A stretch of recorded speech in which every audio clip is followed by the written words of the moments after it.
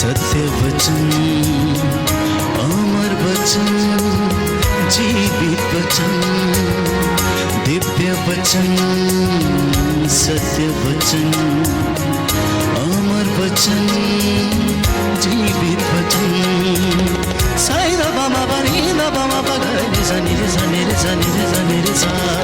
दिव्य वचन, सत्य वचन, अमर वचन, जीवित वचन, दिव्य वचन, दिव्य वचन।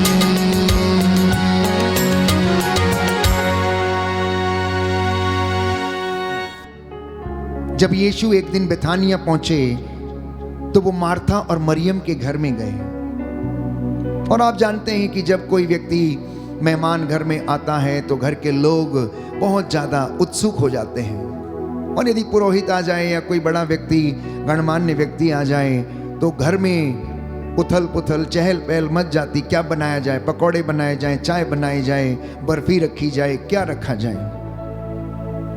आदत के अनुसार मार्था, जिसको मेहमान नवाजी करने की बहुत ज्यादा उत्सुकता रहती थी, उसे हॉस्पिटैलिटी बड़ी पसंद थी, इसलिए वो जल्दी से जाती है किचन में कुछ तैयार करने के लिए, काम करने लगती है, क्योंकि प्रभु यीशु उनके घर में आए हैं। प्रभु यीशु, बाइबल हमें बताती, लाजर के घर अक्सर आया जाया करते थे। बेथानिया में जब भी जाते तो वो लाजर के घर में विजिट किया करते थे और उनसे बातचीत किया करते थे। लाजर उनका मित्र था, इसलिए उनसे भेंट करने के लिए जाते थे। एक दिन उनके घर गए और उस दिन प्यारे भाइयों और बहनों, मार्था और मरियम को जब पता लगा तो मरियम ने सोचा कि प्रभु आया है, इससे अच्छा मौका और नहीं मिलेगा, चलो आज इनसे बैठकर कुछ शिक्षा ले ली जाए, कुछ वचन सुन लिया जाए। क्योंकि सैकड़ों की भीड़ उनके पीछे चली फिरती थी और यीशु मसीह की जो सेवकाई थी वो प्रीचिंग की सेवकाई थी, इसके साथ चंगा करने की उनकी सेवकाई थी, लोगों को छुटकारा देने की उनकी सेवकाई थी। उनकी जो मेन मिनिस्ट्री थी, प्रीचिंग, हीलिंग एंड डिलीवरेंस, जिसे आप PhD ऑफ जीसस कह सकते हैं। PhD of Jesus, preaching, healing and deliverance. आज हम में से बहुतों के पास PhD है, अपने आप को डॉक्टर कहते हैं, किसी सब्जेक्ट का, किसी विषय का, किसी बात का, और एक किताब लिख देते हैं, लोग उसको पढ़ते रहते हैं। क्या लोगों को चंगाई मिलती है उससे? क्या लोगों को चंगाई मिलती है?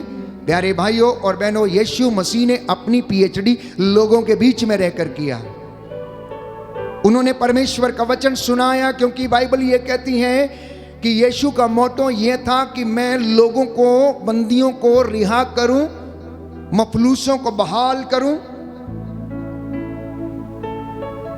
मैं उन निराश लोगों को ढारस बंधाऊं, ईश्वर के वर्ष का मैं अनुग्रह का वर्ष घोषित करूं, अंधों को आंखें दूं, दरिद्रों को सुसमाचार सुनाऊं। यशायाह नबी इस तरीके से भविष्यवाणी करता है। इसलिए यीशु मसीह को जब धर्म ग्रंथ दिया जाता है तो वो यशायाह नबी का ग्रंथ निकाल कर पढ़ते हैं और शास्त्रियों, फरीजियों, सदूकियों और जितने भी लोग वहां पर एकत्र थे, उनको अपने इस दुनिया में आने का उद्देश्य बताते हैं कि मैं इस दुनिया में क्यों आया हूं।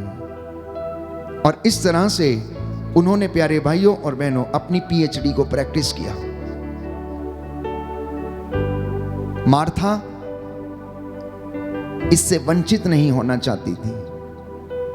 मरियम उनके चरणों पर बैठ गई, वो उनके वचनों को सुनना चाहती थी। लेकिन मार्था को मेहमान नवाजी करना अच्छा लगता था, इसलिए वो चाय बनाने जाती है, पकौड़े बनाने जाती हैं। इतना ही नहीं, बनाती तो अच्छा होता, लेके आती, पिलाती, खुद भी पीती, खुद बैठती और बातें करती, अच्छा होता है। लेकिन उसकी एक गंदी आदत थी, शिकायत करने की। शिकायत करने की। एक तो काम करती है, ऊपर से एहसान करती है, एहसान करती है। मेहमान के ऊपर एहसान। प्रभु देखो, ये मेरी बहन आपके चरणों में बैठी पड़ी है, मैं अकेले काम कर रही हूं, क्या मैंने ठेका ले रखा है? क्या ये मेरा ही काम है? क्या इसका काम नहीं है? क्या आप इसको बोल नहीं सकते?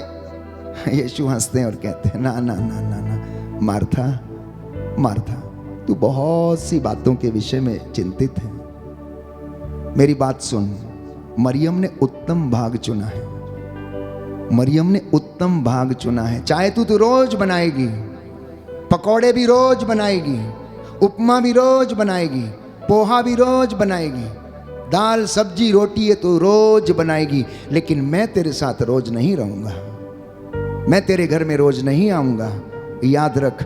इसलिए मरियम ने उत्तम भाग चुना है और ये इससे कोई नहीं ले सकता है, ये इससे कोई नहीं ले सकता है। प्यारे भाइयों और बहनों, मरियम ने यीशु के चरणों में बैठकर उसके वचन में विश्राम पाया और वो उनकी बातों को सुनती रही। मरियम अपने काम, मार्था अपने कामों में व्यस्त थी। तो लिखा है लूकस के सुसमाचार अध्याय 10 पद संख्या 39 से 42 में हम पढ़ते हैं कि Mary sat at the feet of Jesus and listen to him. मरियम यीशु के चरणों में बैठकर उसके वचनों को सुनती रही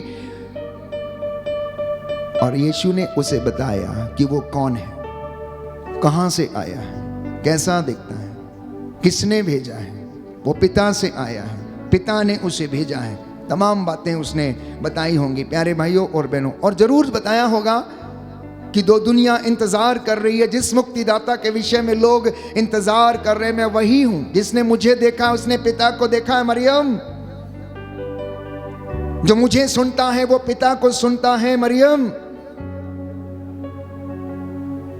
इसलिए संत पौलुस इस बात को और ज्यादा स्पष्ट करता है और वो कहता है इब्रानियों के पत्र अध्याय 13 पद संख्या 8 में कि यीशु सदा एक रूप रहता है।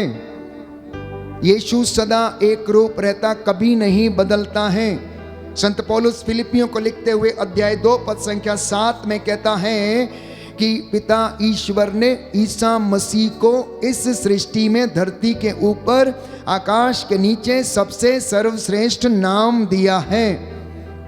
हर एक घुटना उसके नाम के आगे झुकेगा और हर जुबान बोलेगी कि ईसा ही प्रभु है, ईसा ही प्रभु है। मैं समझता हूं कि मरियम से बातें करते वक्त ईसा उसको इन बातों का अर्थ अवश्य समझा रहा होगा। जब आप और मैं वचन में विश्राम पाते हैं, पवित्र आत्मा इन रहस्यों को खोलता है और इन बातों को आत्मसात करने के लिए हमें कृपा प्रदान करता है। लेकिन हम तो विचलित रहते हैं, हम तो अपनी इच्छाओं की पूर्ति के लिए प्रार्थना करते हैं, हम तो मिरेकल्स देखने के लिए प्रार्थना करते हैं। इसलिए मैं हर बार आपसे कहता हूं, योशुआ नबी का ग्रंथ अध्याय 3 पद संख्या 2 कहता है, तू आज अपने आप को पवित्र कर, कल तेरी आंखों के सामने परमेश्वर चमत्कार करेगा। आप में से हर कोई व्यक्ति चमत्कार देखना चाहते हैं, लेकिन पवित्रता कोई नहीं चाहता है, विश्वास कोई नहीं चाहता, निंदा करना छोड़ना कोई नहीं चाहता, झूठ बोलना छोड़ना कोई नहीं चाहता। चमत्कार देखना चाहते हैं, चमत्कार देखना चाहते हैं। अहंकार से आप छुटकारा नहीं पा सकते, चमत्कार देखना चाहते हैं। घमंड आपके अंदर कूट कूट कर भरा हुआ है, चमत्कार देखना चाहते हैं। प्यारे भाइयों और बहनों, वो तो देने के लिए तैयार है। वो कहता अपने आप को पहले खाली कर, तब मेरा अनुसरण कर। एक धनी युवक उनके पास आया और कहने लगा, भले गुरु, स्वर्ग का राज्य पाने के लिए मुझे क्या करना चाहिए? उसने बोला, संहिता में क्या लिखा है? बोले, लिखा है एक ईश्वर, उसकी आराधना कर, उसको छोड़ किसी दूसरे की आराधना न कर, ईश्वर का दिन पवित्र रख, माता पिता का आदर कर, चोरी ना कर, झूठी गवाही न दे, व्यभिचार न कर, पराये धन का लालच न कर, पराई स्त्री की कामना न कर। कहता बचपन से करता आया हूं, मुझ में किस बात की कमी है? बचपन से करता आया हूं, मुझ में किस बात की कमी है?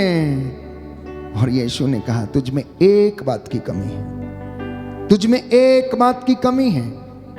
जा अपनी संपत्ति बेच दे, गरीबों में बांट दे और आकर मेरा अनुसरण कर। और बाइबल कहती है, एक व्यक्ति ऐसा जो यीशु के पास आया और उदास होके लौटा। अन्य कोई भी उसके पास आया वो खुश होके गया, खुशी मनाते हुए गया, लेकिन ये व्यक्ति जो आया उदास होकर गया। हम में से सब शायद इसी कैटेगरी में हैं, इसी कैटेगरी में हैं, क्योंकि प्रभु चाहता है हम छोड़ नहीं पाते हैं। प्रभु चाहता हम इनसे आजाद हो जाएं, हो नहीं पाते। हम शिकायतें करने लगते हैं, शिकायतें करने, हम में किस बात की कमी है? मैं तो प्रार्थना करता हूं। वाई प्यारे भाई और बहनों, प्रभु हमसे आज ये कह देना चाहता है कि मैं सदा एक रूप रहता हूं, मैं आदि अंत अल्फा ओमेगा हूं। प्रकाशना ग्रंथ अध्याय 1 पद संख्या 18, मैं मर गया था परंतु मैं जी गया हूं और मैं जिंदा हूं इसलिए तुम भी जिंदा रहोगे।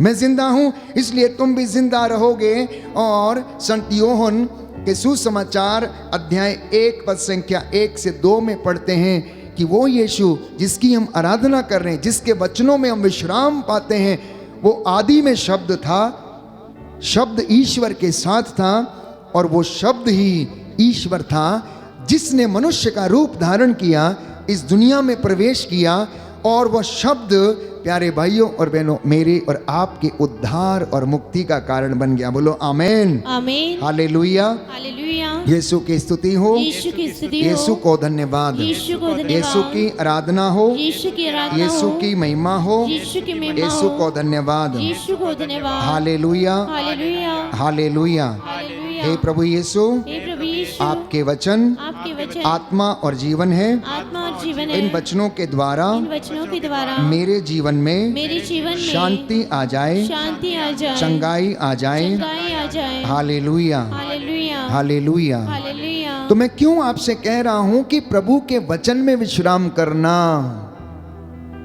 क्योंकि उसके वचन में अनंत जीवन है, उसके वचन में अनंत शांति है। योहन के सुसमाचार अध्याय 6 पद संख्या 61 से मैं आपके लिए पढ़ता हूं। यह जानकर कि मेरे विषय मेरे शिष्य इस पर भुनभुना रहे, ईसा ने उनसे कहा, क्या तुम इसी से विचलित हो रहे हो? जब तुम मानव पुत्र को वहां आरोहण करते देखोगे जहां वह पहले था, तो क्या कहोगे? आत्मा ही जीवन प्रदान करता है, मांस से कुछ लाभ नहीं होता। मैंने तुम्हें जो शिक्षा दी है वो आत्मा और जीवन है, फिर भी तुम लोगों में से अनेक लोग विश्वास नहीं करते। ईसा तो प्रारंभ से ही ये जानते थे कि कौन विश्वास नहीं करते और कौन मेरे साथ विश्वासघात करेगा।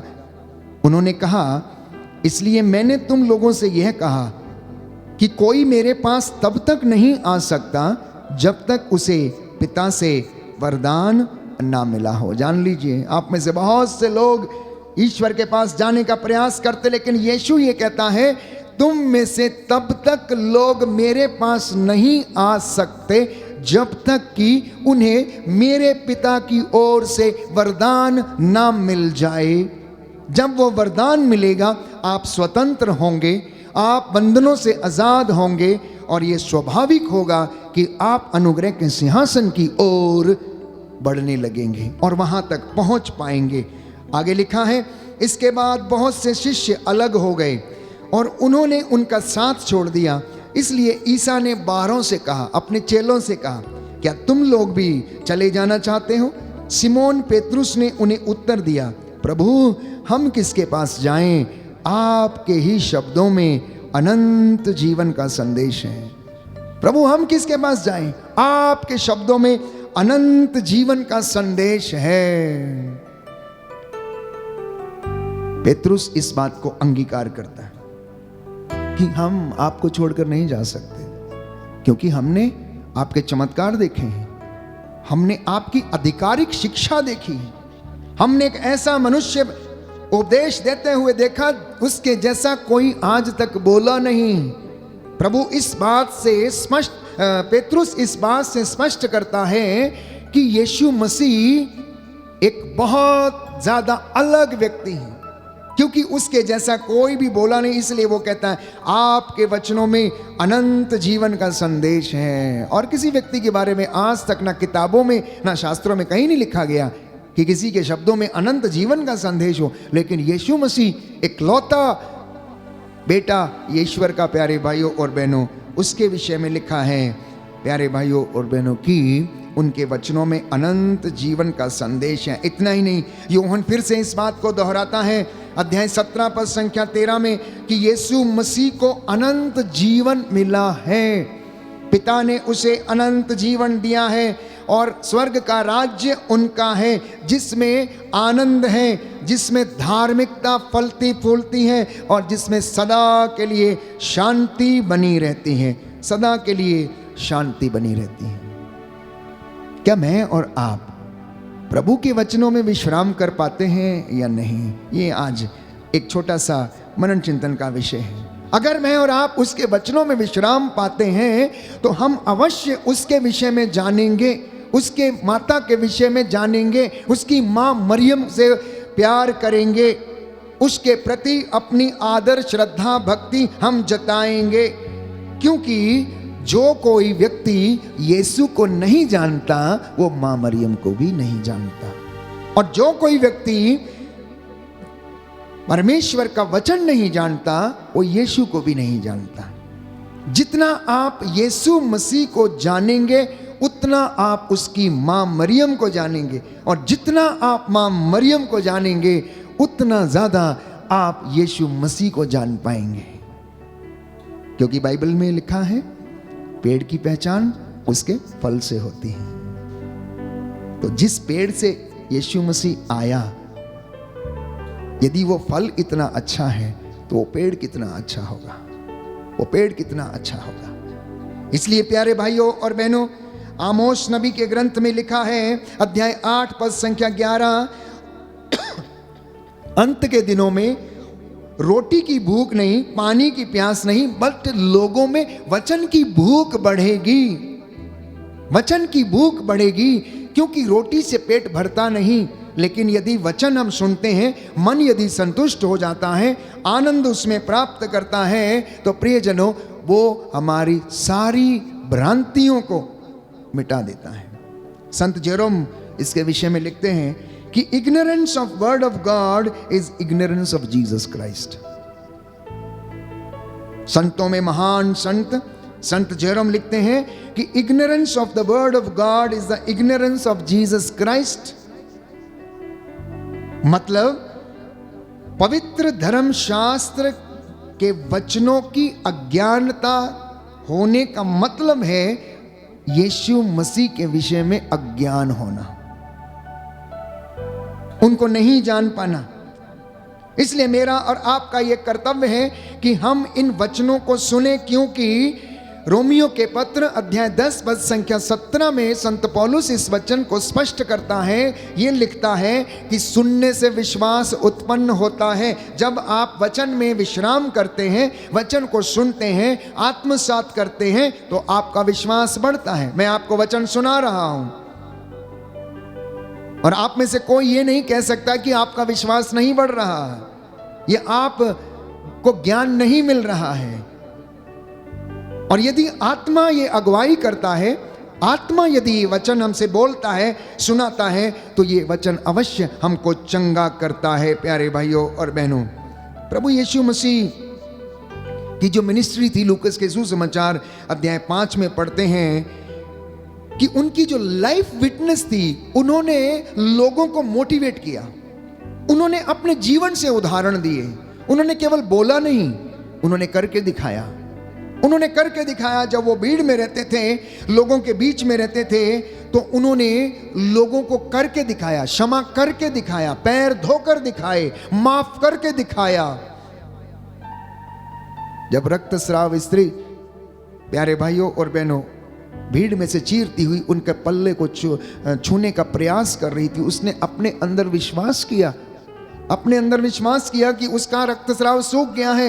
यीशु ने महसूस किया कि उसके अंदर से शक्ति निकली है, और उन्होंने पूछा किसने मुझे छुआ। चेले कहने लगे, भीड़ की भीड़ आपके ऊपर गिरी पड़ती है और आप कहते हैं किसने मुझे छुआ।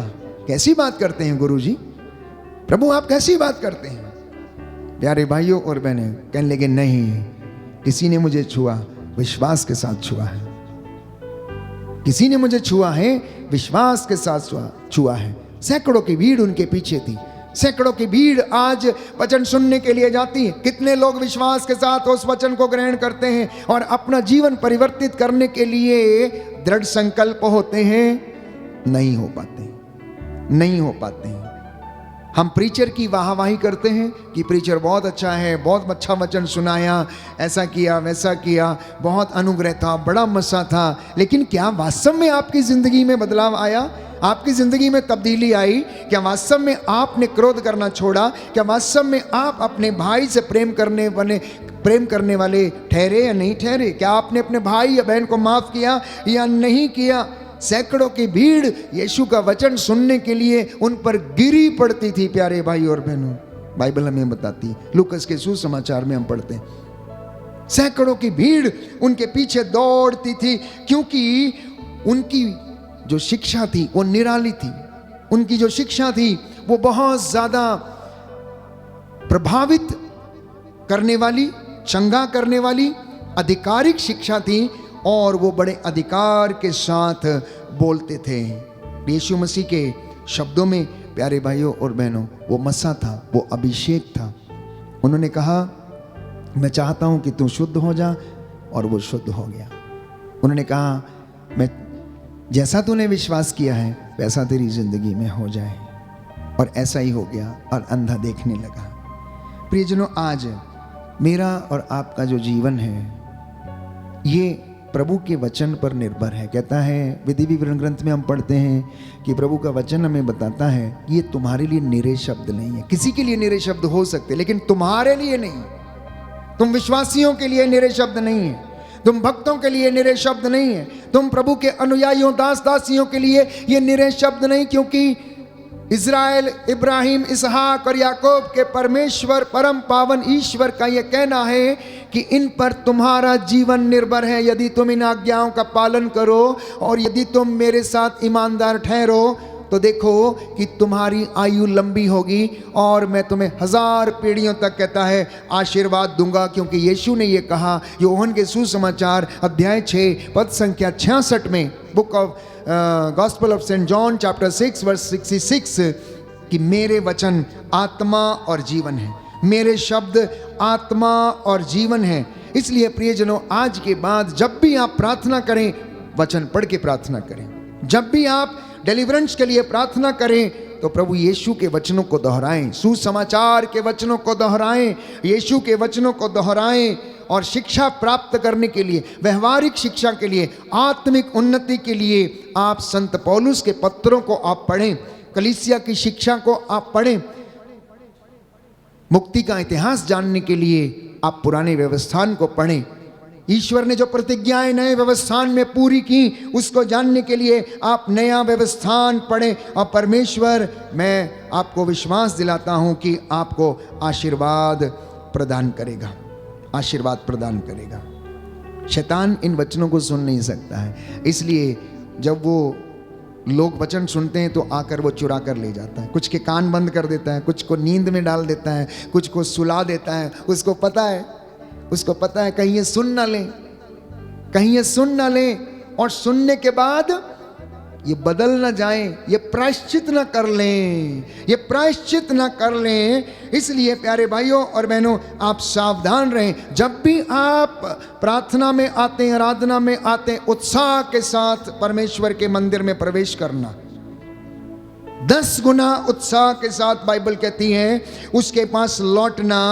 क्योंकि संत पौलुस लिखता है रोमियो के पत्र अध्याय 10 पद संख्या 5 से लेकर 12 में, वचन तो तुम्हारे पास है, वचन तो तुम्हारे मुख में है। यदि तुम मुख से स्वीकार करोगे, हृदय में विश्वास करोगे कि ईसा मसीह ईश्वर का पुत्र है, तो तू और तेरा घराना मुक्ति प्राप्त करेगा।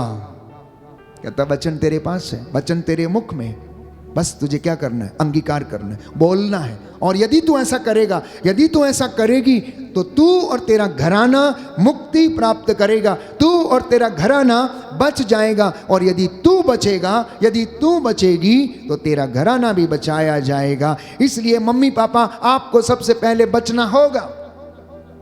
यदि आप चाहते हैं कि आपके बच्चे बचें, आपकी आने वाली पीढ़ियां सुरक्षित रहें, तो मम्मी पापा आप ध्यान दें, आपको बचना होगा।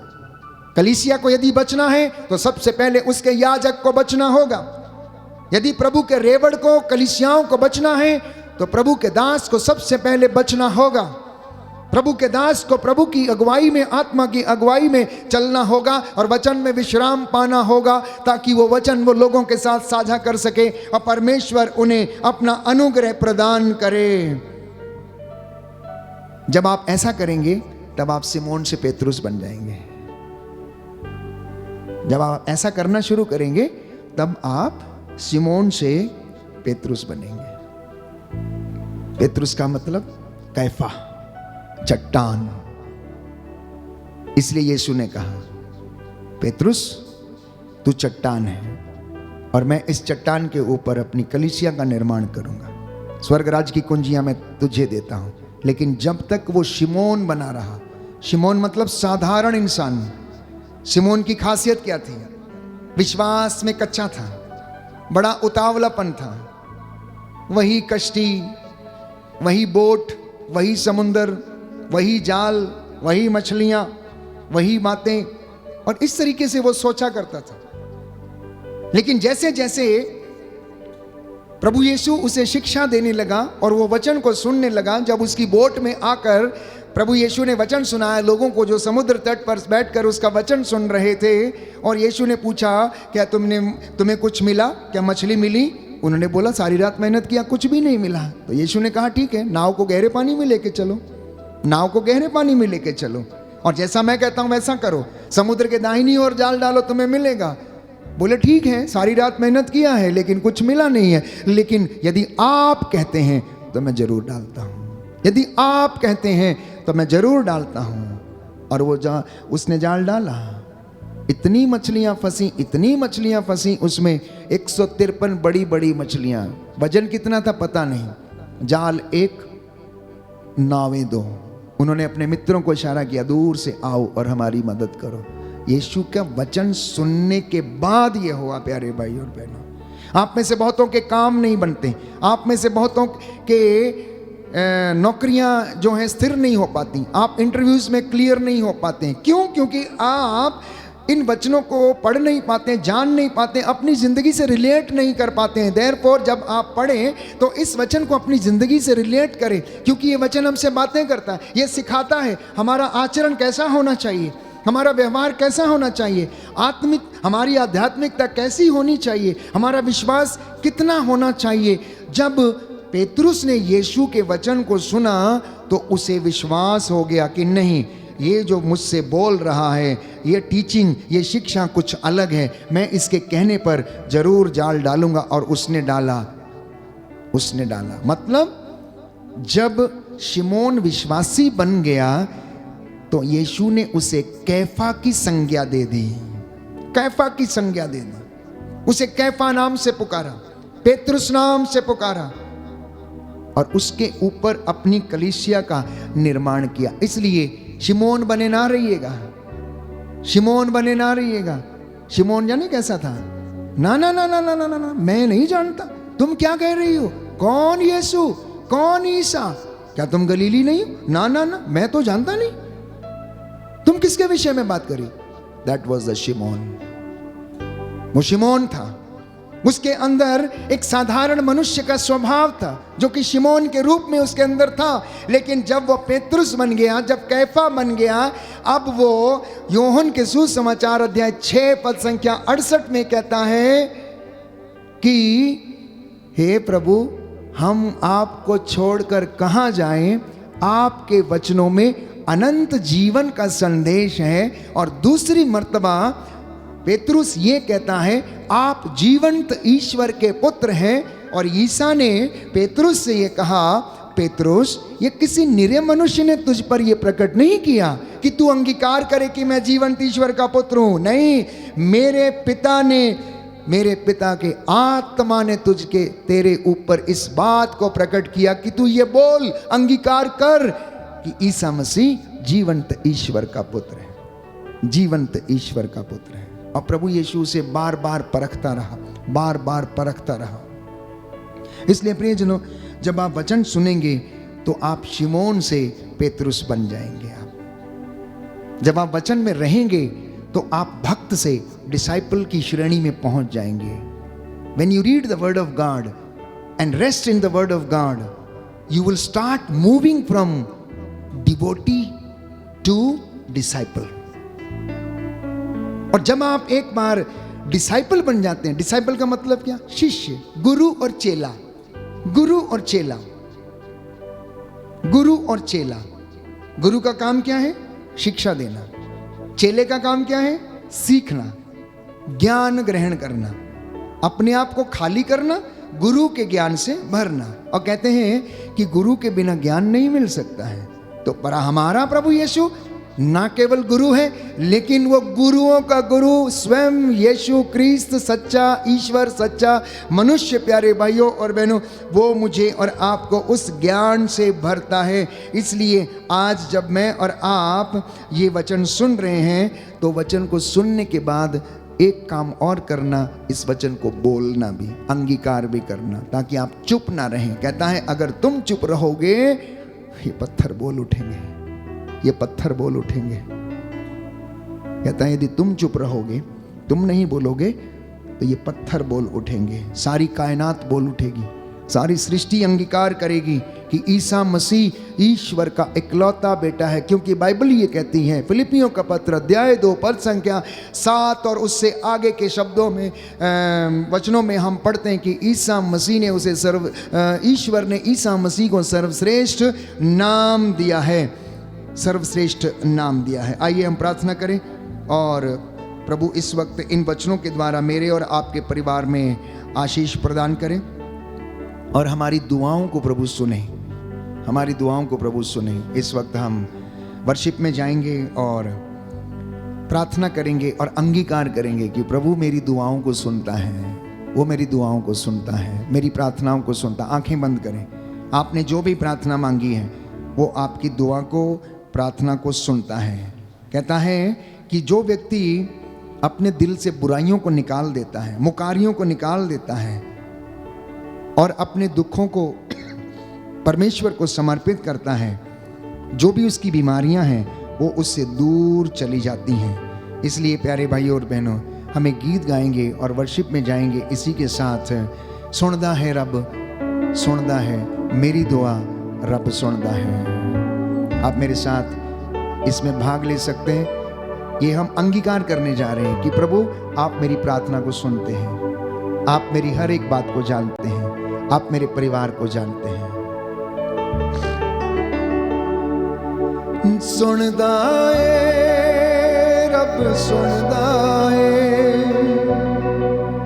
मेरी दुआ, रब सुनदा है,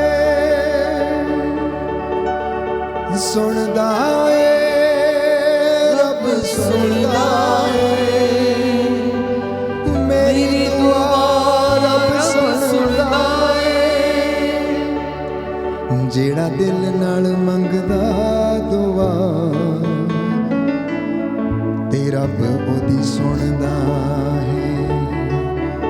जेड़ा दिल नाल मंगदा दुआ, ते रब ओदी सुनदा है। ਜਿਹਦੇ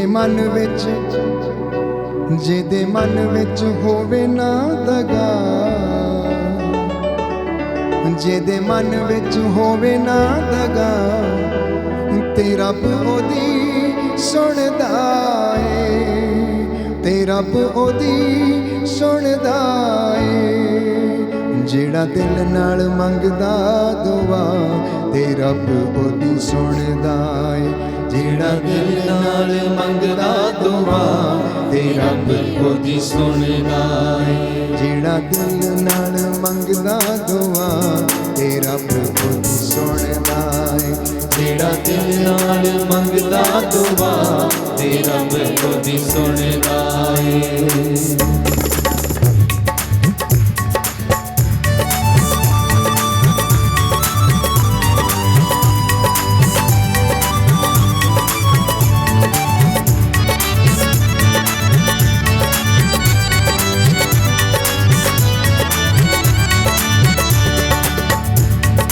ਅੰਬਰਾਂ ਦਾ ਰੰਗ ਜਦੋਂ ਮਿਲਦਾ ਦੁਆਵਾਂ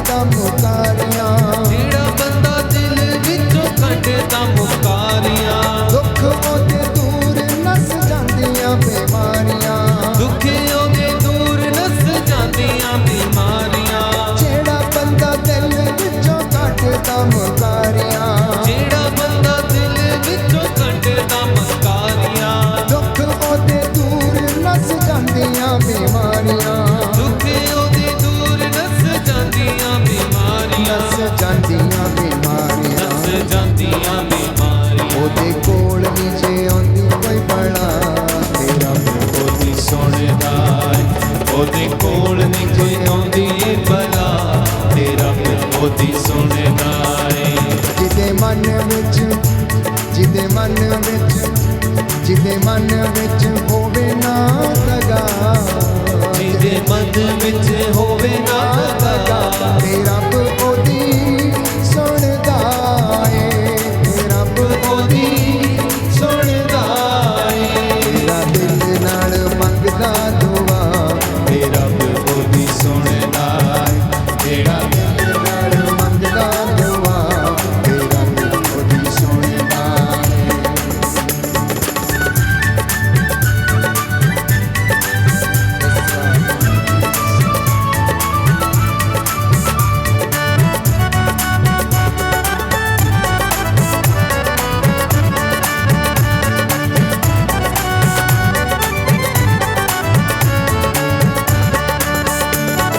ਜਿਹੜਾ ਤੋਬਾ ਕਰਕੇ ਵੀ ਕੰਮ ਪੈੜੇ ਕਰਦਾ ਜਿਹੜਾ ਤੋਬਾ ਕਰਕੇ ਵੀ ਕੰਮ ਪੈੜੇ ਕਰਦਾ ਸ਼ਾਕੀ ਜ਼ਿੰਦ ਆਪਣੀ ਅੰਗਾਰਿਆਂ ਤੇ ਤਰਦਾ ਸ਼ਾਕੀ ਜਿੰਦ ਆਪਣੀ ਅੰਗਾਰਿਆਂ ਤੇ ਤਰਦਾ ਉਹ ਜਿਹੜਾ ਤੋਬਾ ਕਰਕੇ ਵੀ ਕੰਮ ਪੈੜੇ ਕਰਦਾ ਜਿਹੜਾ ਤੋਬਾ ਕਰਕੇ ਵੀ ਕੰਮ ਪੈੜੇ ਕਰਦਾ ਸ਼ਾਕੀ ਜ਼ਿੰਦ ਆਪਣੀ ਅੰਗਾਰਿਆਂ ਤੇ ਤਰਦਾ ਸ਼ਾਕੀ ਜਿੰਦ ਆਪਣੀ ਅੰਗਾਰਿਆਂ ਤੇ ਤਰਦਾ ਅੰਗਾਰਿਆਂ ਤੇ ਤਰਦਾ ਅੰਗਾਰਿਆਂ ਤੇ ਤਰਦਾ ਵੀ ਸੱਚੇ ਦਿਲੋਂ ਛੜਾ ਛੱਡਦਾ ਤੇ ਰੱਬ ਉਹਦੀ ਸੁਣਦਾ ਹੈ ਪਾਪ ਸੱਚੇ ਦਿਲੋਂ ਜਿਹੜਾ ਛੱਡਦਾ ਤੇ ਰੱਬ ਉਹਦੀ ਸੁਣਦਾ ਏ ਜਿਹਦੇ ਮਨ ਵਿੱਚ